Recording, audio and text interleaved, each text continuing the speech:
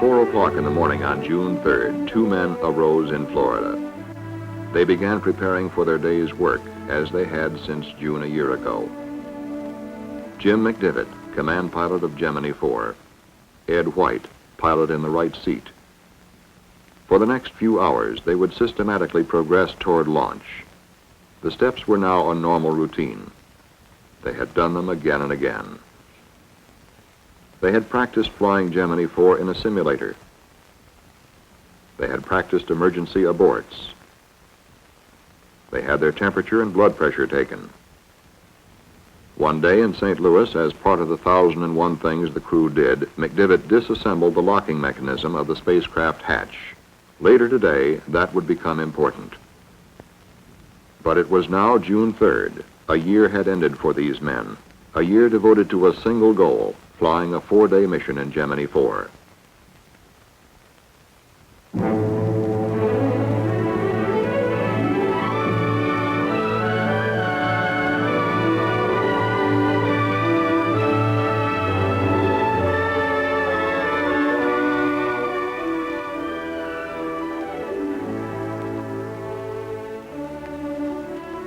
In America's first long-duration mission, Gemini 4 would complete 62 revolutions. The flight plan called for the spacecraft to be inserted into orbit at 32.5 degrees north latitude at 185 statute miles in altitude over Bermuda. People were already adding a new word to their vocabularies, EVA. It stood for extravehicular activity.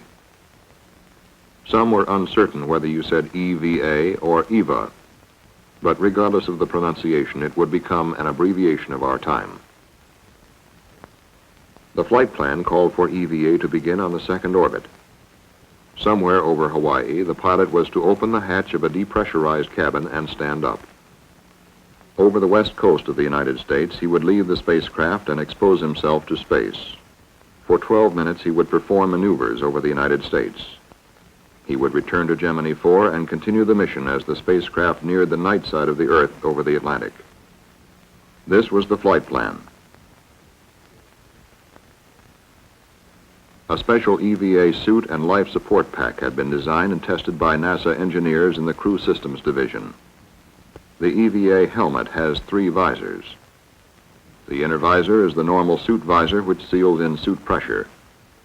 Over it are 2 special visors.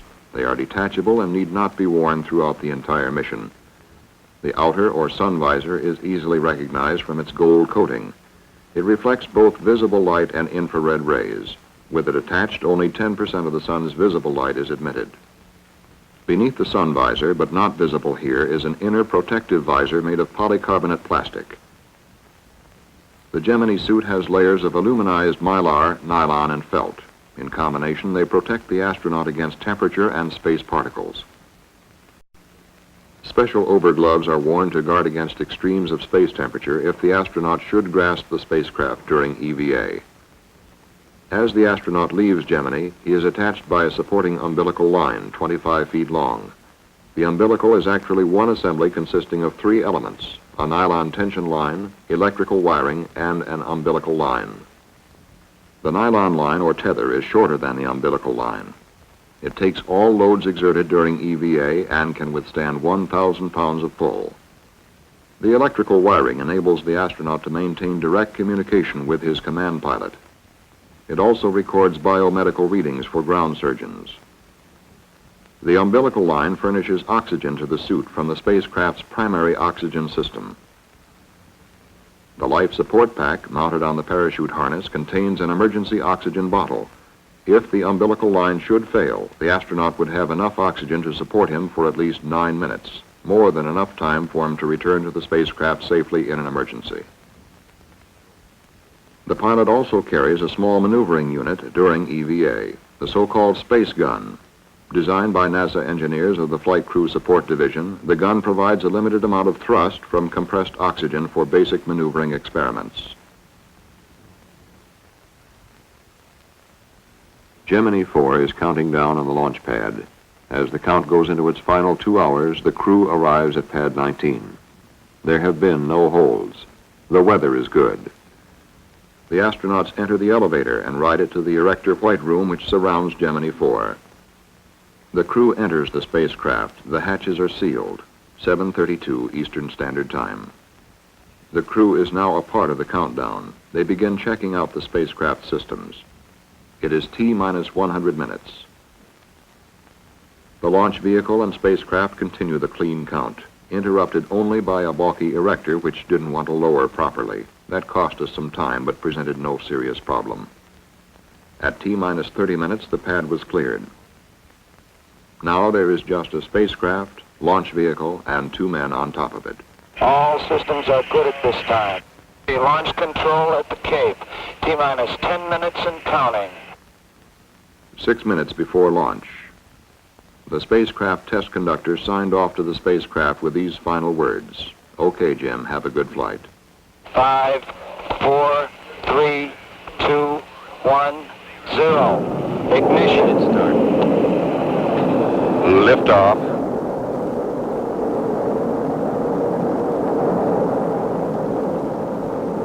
At 10:16 Eastern Standard Time, Gemini 4 was on its way. We have a roll program initiated. Flight launch have started, and in sync, Roger. Roll program completed, McDivitt reports. And the pitch program has been initiated. Roger. Mark 50 seconds and we're go. Guidance reports a go. The flight trajectory looks very, very close to right on the nominal value. Looks good. Flight data pretty noisy, but we're okay. Flight Fido, good on Mach 3, little high. And Jim McDivitt reports Gemini 4 is go for staging, which will occur in a very few seconds. Just go. We have staging, and it's been confirmed here on the ground. Thrust looks good. Gemini 4 entered orbit with an insertion velocity of 25,745 feet per second, within 11 feet per second of planned velocity. The apogee of the first orbit was 177.6 statute miles. The perigee, 100.8 statute miles. Command pilot McDivitt started to work at once, attempting to fly an airplane formation with the second stage of the launch vehicle. The full resources of NASA in Houston were on hand to support Gemini 4. From a new 3-storied building, flight controllers at the Manned Spacecraft Center assumed direct control of the mission for the first time in the space program. The mission director now checked the status of a possible rendezvous. Ask him about his track with the launch vehicle. Roger. I haven't decided this time. It's directly below me, about 4 or 5 feet. I'm going to thrust down, get him full. Roger. Everything seemed favorable at that time. But as the first orbit progressed, the second stage of the launch vehicle drew away. Roger, Private. We still have the booster. We're out quite a ways from it now. It's taken a little more fuel than we had anticipated. To really make a major effort to close this last thing or to save the fuel? The answer was almost immediate from the mission director. You might tell him, as far as we're concerned, we want to save the fuel. We're concerned about the lifetime more than we are matching that booster. Okay. And that was it. Okay. The second stage of the launch vehicle went on to become simply Space Object 1391. It would burn up over the mid-Atlantic 2 days later. Gemini 4. Okay, we're giving you a go for your EVA at this time. Okay. The crew started their checklist for EVA, but Command Pilot McDivitt decided not to rush things. He elected to go for EVA on the third revolution. Hawaii, Gemini 4. Go ahead, Gemini 4. Next pass around. I don't think we want to try it. Very good. Tell him Roger, we're happy understand. with that. Next pass around. Tell him we're happy with that. Most of the world waited 100 miles below.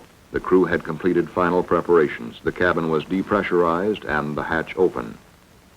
Coming up on Hawaii, McDivitt reported that he was satisfied and ready to begin EVA. Surgeon, you ready to have him get out? Roger, flight, we're go. He's got some nice elevated rates, which we expected, and he's really speeded it up, but he looks great. Let's go. Okay. Hawaii, Houston flight. Houston flight, Hawaii, Capcom, go. Tell him we're ready to have him get out when he is. Gemini 4, Hawaii, Capcom. We just had word from Houston. We're ready to have you get out whenever you're ready. Okay, we've got our go now. Is that right? Affirmative. Okay, we're still doing a little work right here. Roger, understand. Get his status, Hawaii. Gemini 4, Hawaii, Capcom. Okay, I'm separating from the spacecraft. Okay, separating from the spacecraft at this time, Hawaii. Okay, my feet are out. Okay, your feet are out. I think I'm dragging a little bit, so I don't want to fire the gun yet. Yeah, don't Okay, I'm out. Okay, he's out. He's close to free.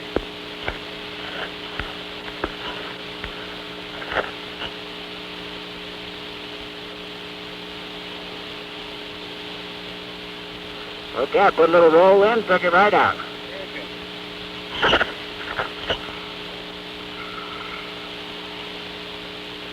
Am I in your view, Jimbo? Well, you know, I can't see it on the screen. Don't sweat it, I'll come over to you.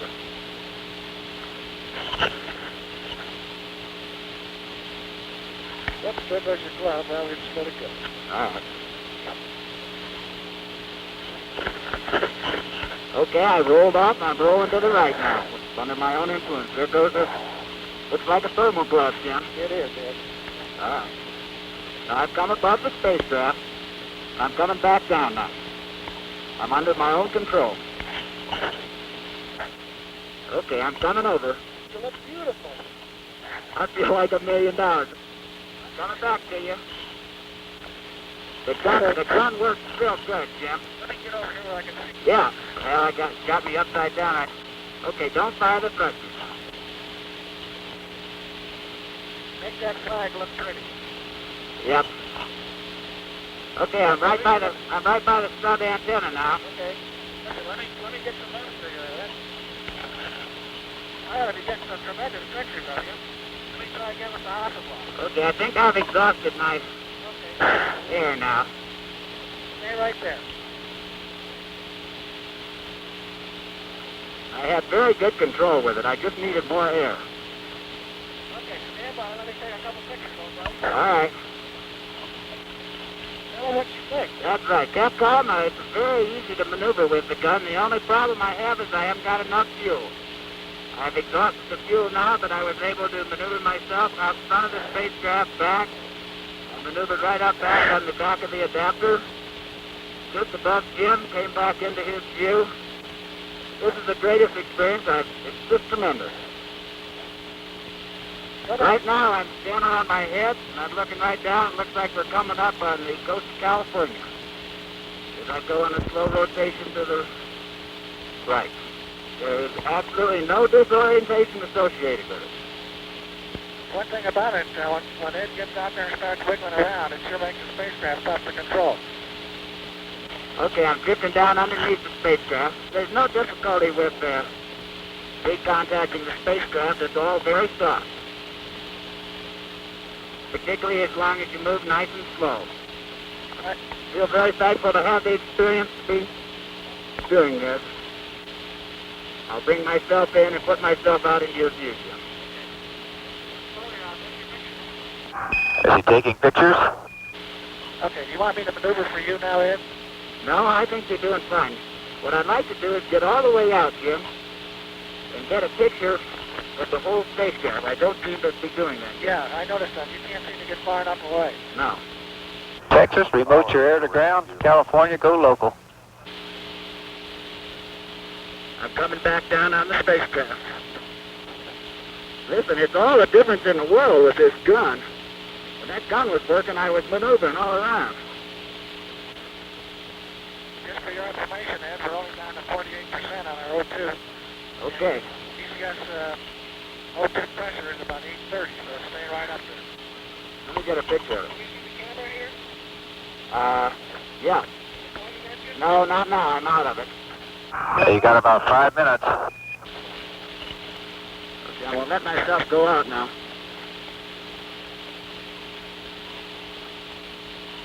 Gemini 4, Houston.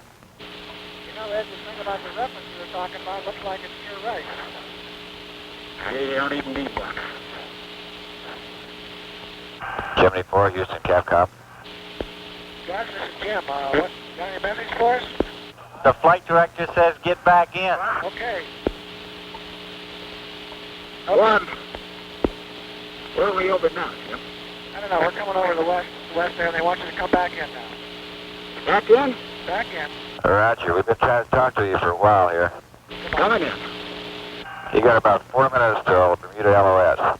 History will record that Command Pilot McDivitt opened the hatch at 2:42 Eastern Standard Time. And a little after 3 o'clock along the eastern seaboard, Pilot White had opened up a new frontier for Americans to explore. In 21½ minutes, EVA was completed. Inside the spacecraft, the crew was faced with a problem. The hatch would not close. That day in St. Louis, when McDivitt took apart the locking mechanism, now paid off. The hatch finally closed. The cabin was repressurized and the mission settled back into its 4-day cycle. The crew was busy stowing the extra equipment. What'd you say, Gus? He said he's busy and he'd rather not talk to us. Roger. America settled back into its daily routine. TV and radio returned to their regular programs.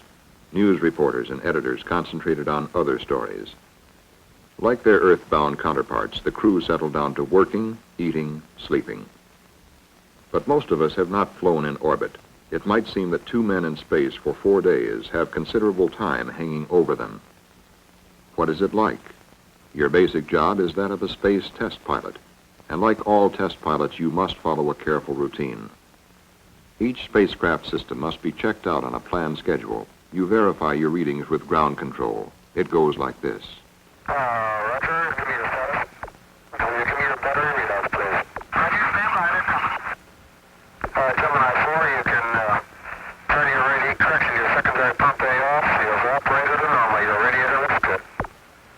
Roger, evaporator normal and secondary pump A off. Secondary looks good. Okay. In the past, an astronaut stuck very close to the basic job of flying a mission, performing as many simple experiments as his flight plan permitted. But the 4 days of Gemini 4 gave Command Pilot McDivitt an opportunity to live in space and plan work on a scale impossible before. His flight plan included 11 onboard experiments. For convenience, they may be roughly divided into medical, measurement, and photographic categories. There were 3 medical experiments: in-flight exercise, in-flight phonocardiogram, and bone demineralization.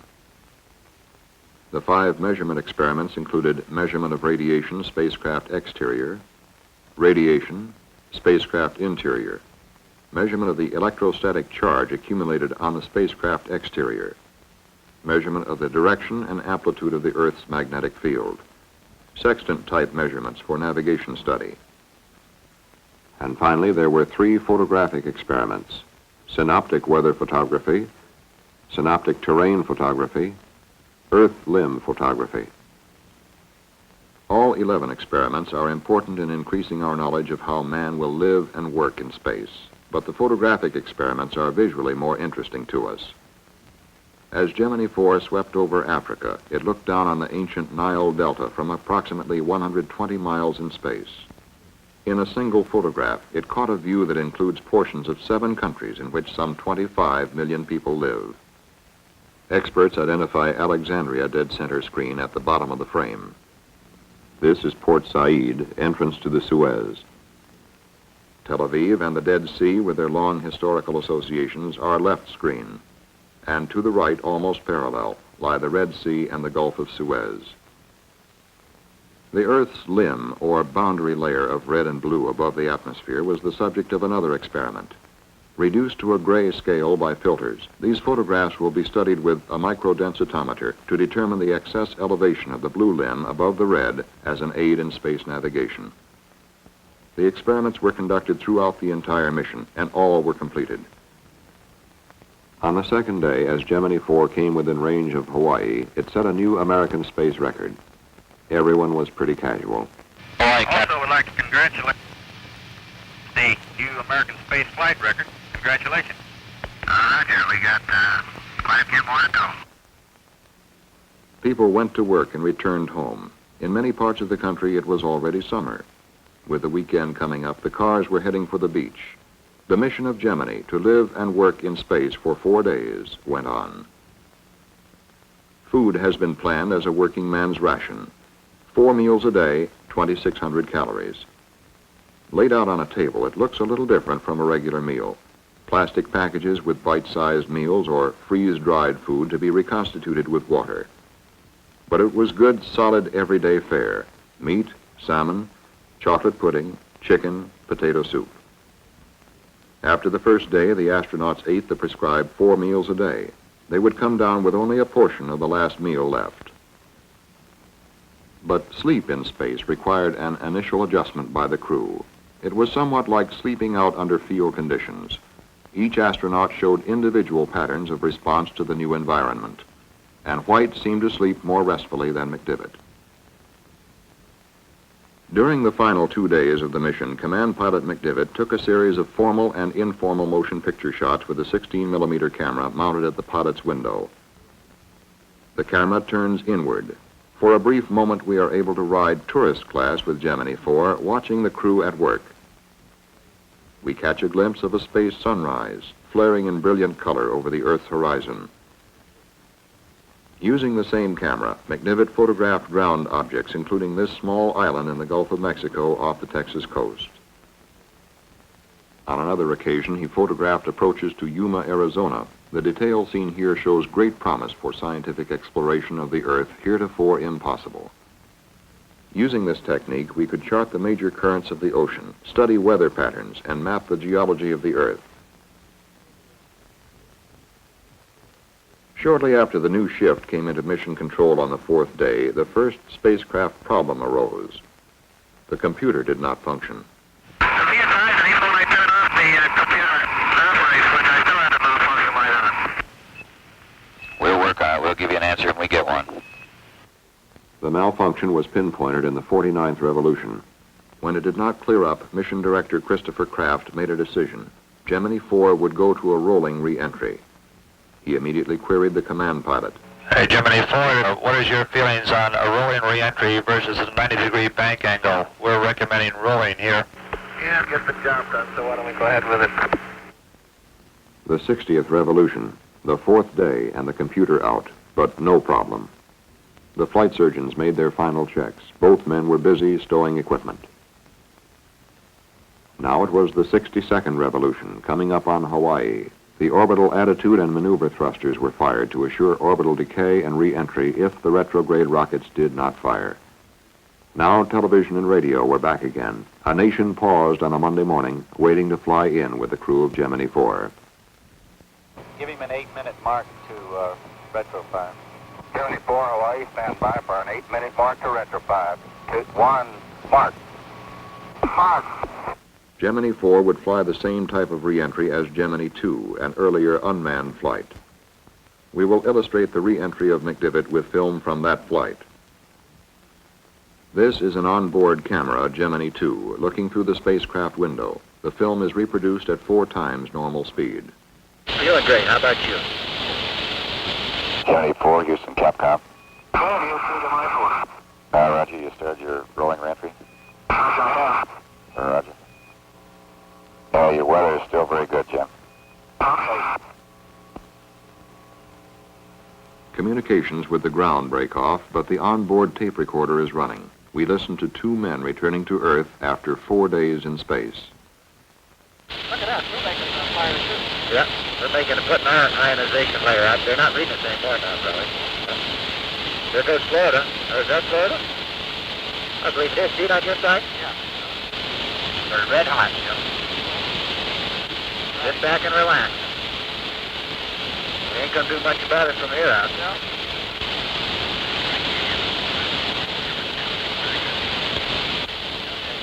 Get ready for the cheeks, Lance.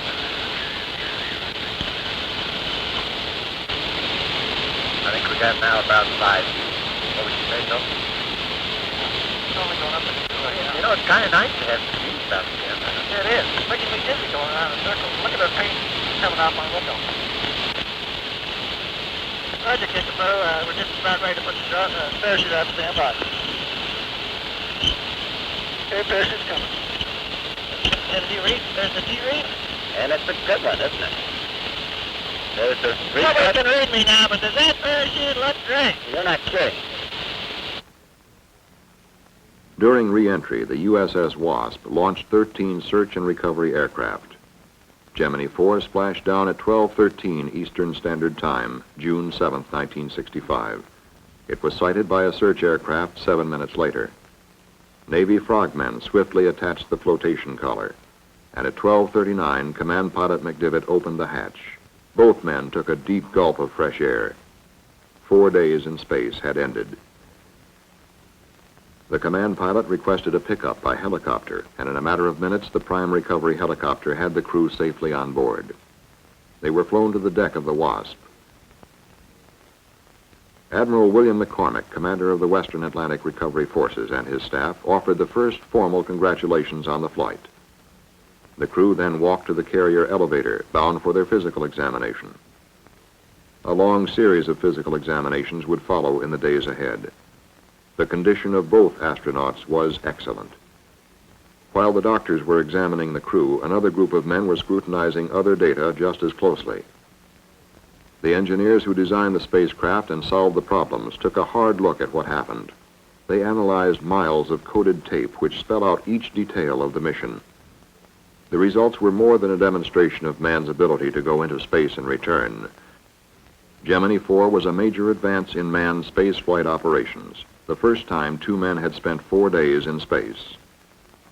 The crew, eating, working, sleeping in space, demonstrated that man can perform a number of functions in the exploration of space in a properly controlled environment and suffer no significant ill effect from extended spaceflight. Colonel White demonstrated that an extravehicular astronaut could travel in a precise manner from point to point. For the first time during an extravehicular activity, the spacecraft was flown with steady control by its command pilot. Colonel McDivitt also performed re-entry under manual control, further evidence that man can circumvent problems which arise by carrying out a primary operation in a straightforward manner. Gemini 4 was an encouraging landmark in relation to the future objectives of both the Gemini and Apollo programs.